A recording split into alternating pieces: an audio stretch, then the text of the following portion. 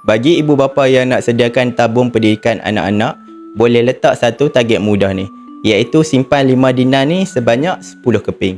Anda boleh save dulu video ni untuk rujukan anda pada masa akan datang.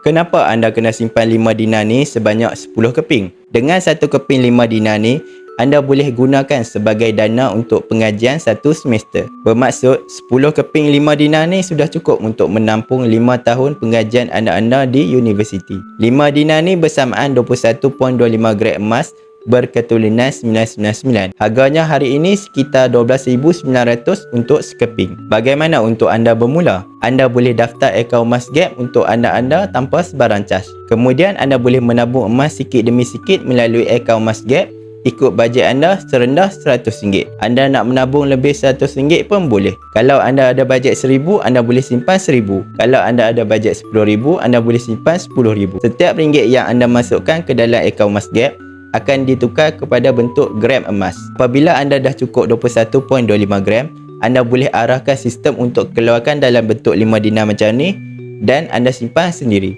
Apabila tiba masa untuk anak anda masuk ke universiti, anda boleh jual semula 5 dinar ni di mana-mana cawangan public gold pada harga belian tertinggi. Dengan cara ini, masa depan anak anda akan lebih terjamin sebab mereka tak perlu menanggung beban hutang pinjaman PTPTN sebaik habis belajar. Bagi ibu bapa yang nak mulakan simpanan pendidikan anak-anak dalam bentuk emas, anda boleh tekan link di bio ataupun rujuk pin video untuk cara bermula. Saya akan bantu anda sebaiknya.